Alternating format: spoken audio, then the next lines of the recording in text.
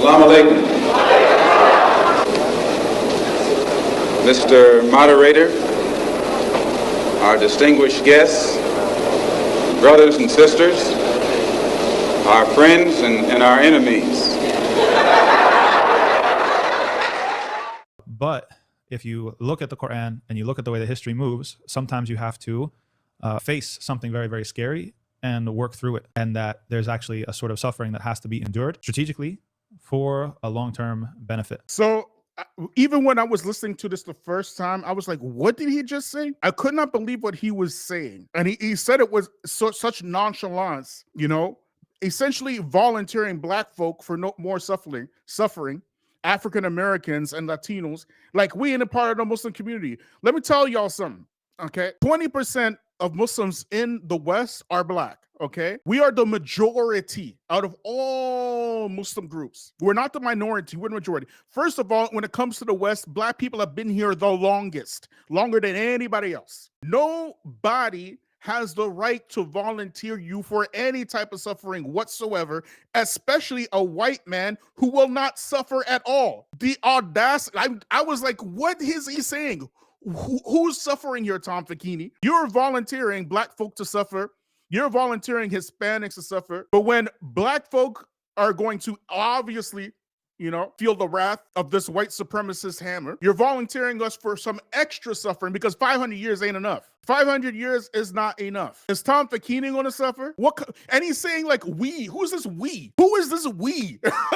Like, what are you talking about today? Which we? So here he is saying the African American community, like somehow, some way, somewhere, we just don't happen to be the majority. 20% of Muslims are black, okay? Half of those black Muslims are converts. We are the most converted and the most in numbers. And immigration could not even quell that. All the immigration that happened after the civil rights movement, which immigrant Muslims benefited from and did not participate in. The few immigrants that were here when Malcolm X died, they said that Malcolm X was a Muslim. They wouldn't give him a janazah. Malcolm X, rahimahullah, had to get his janazah in the church. And we aren't even a full, we're not even a full 5 minutes into the thing yet. We're like, I don't know how long we just gone through a couple of seconds. Like, what is this guy saying? Who is this we that is suffering? Who is this we? It's not you. So why are you saying we? Why are you including yourself in this situation? And then volunteering us for more suffering? Who are we to wait as black people? We are the original, the aboriginal Muslims in the West. Those of us who've been robbed of our language, robbed of our religion, our God, our culture, our folkways, our moreways. You have your name, Tom Fakini. How many white Washingtons have you ever met in your life? How many white Jeffersons have you ever met in your life? How many white Jacksons have you ever met in your life? But yet you find all these black folk with these names. Why? Because we were robbed of our names and given the names of the slave master, and he is volunteering us for more suffering, for the long-term goal. What long-term goal? And I know it's just a few seconds in. I know. But like I said, when I heard him speaking, and I listened to more than this, actually. I was stunned at what I was listening to. Absolutely stunned. And we haven't even gotten to the politics of the thing yet. We haven't gotten into the Donald Trump stuff of the thing yet. But already I'm like, who is this guy? Who is he speaking for? This us. Did this Italian American suffer under Jim Crow, under slavery, under 3 strikes, under war on drugs, mass incarceration? Did he suffer under any of that? What us are you talking about? And we're just a few seconds in. Anyways, I digress. Let's keep watching, y'all. And specifically, I believe, and I believe very strongly, that there's a very unique threat that Zionism poses to Muslims and to the whole apparatus of the United States of America, that it cuts across so many issues. The way in which Zionism and the Israeli government and Israeli interests have been able to capture the political machinery of the United States of America, and the legal machinery and the academic machinery and all these different institutions, to the point where our Constitution basically even becomes irrelevant. They don't want free speech. They don't want the freedom to assembly. They don't want freedom in academia. They don't want these things because that's how we keep them in check. And so they... Again, I'm sorry, man. I know it's just a few seconds in. Okay, I know. But he's already talking crazy. He is talking so crazy. Black folks have been suffering under the people that shall not be named since slavery times. They were the ones who set up the slave trade routes. It was them. It was them who set up what we now know as a stock market when they set up the auction blocks. They set that up. They had mathematical systems on the life of a slave and went to renew slaves. They did all of this before Zionism. They were doing this. Now he's talking about our constitution. Whose constitution? Family.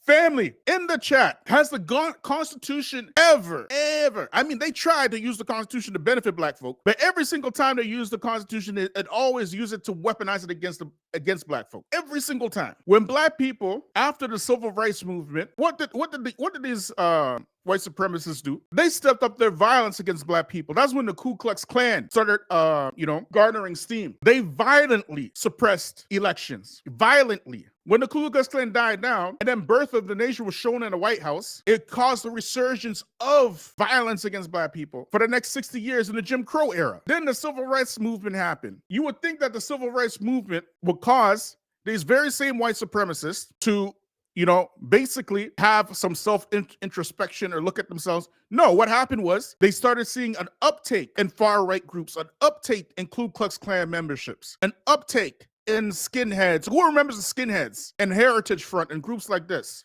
Who remembers those days? 30 years later in the 90s, during you could say the hip-hop bringing the black renaissance, what did they do? The same people he's complaining about, people who will not be named, so that we can remain monetized here. They took over the hip hop industry, started introducing gangster rap. And that's when we saw the 3 strikes laws come into play. 3 strikes, mass incarceration. Every single time black people made some steps forward, here come the same group to dismantle and destroy every little bit of our progress. Every single time. They couldn't wait to take away voting rights. After the civil rights movement, they couldn't wait to take away voting rights after the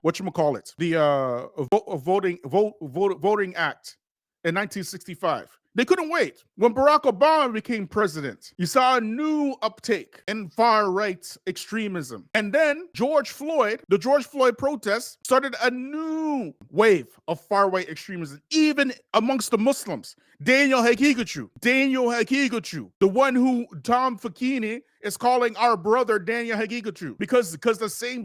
And here's the thing, the catchword to get any immigrant on your side is to say something bad about Zionists and say something good about Palestinians. And they will promote you like crazy. So forget anything that they believe. As long as they say something good about Palestinians and against Zionism, they will promote you. Like Candace Owens, like that gay chihuahua that you buy off of Temu. What's his name again? The gay chihuahua that you buy off of Temu. What's his name? Somebody put in the chat, okay? Like, Sneeko, like Andrew Tate. Anybody that can speak bad against Zionists and be pro-Palestinian, they will promote. Anybody. Because they're not looking at the politics or religion of the person. They're looking to have their ears rinsed. Somebody put in the chat, if I was to buy a gay chihuahua off of Temu at Daniel Hagiguchu online store, what would I get? Somebody put in the chat, please. Muslims are promoting these folks, and we are just a few seconds in. Dan Bilzerian is not a chihuahua, and he's not gay either. He's definitely not gay. He's not a chihuahua. You would get Nick Fuentes. If I went to Gay Hagiguchu online Temu store and purchase a gay chihuahua there, you would get Nick Fuentes. Muslims promoting him. You can't make this crap up. Just a few seconds in. But I digress. Let's keep watching, y'all. They are pressing upon all of these different levers in order to stop any criticism of them. So this is like one of these issues, as some people would say. It's like, okay, well, this is a foreign policy. It's actually not a foreign policy issue. It's very domestic. It's very domestic consequences. Yeah. And it's a process issue that affects 100 other issues. That, do we want to live in a country where every election is just sold to the highest bidder? Do we want to have a society in which any foreign government can come in and sling money around and sling influence around and then basically determine the outcome of these things? That is something that is a process point that affects immigration. It affects policing. It affects every issue that we're going to deal with. Paper gold. You see, black folks are chumps. If America were to tell you to bring all the rocks in this country to her, and she'll give you $1 million for it, you'll do it. And the next day she'll tell you we using rocks for currencies, chump.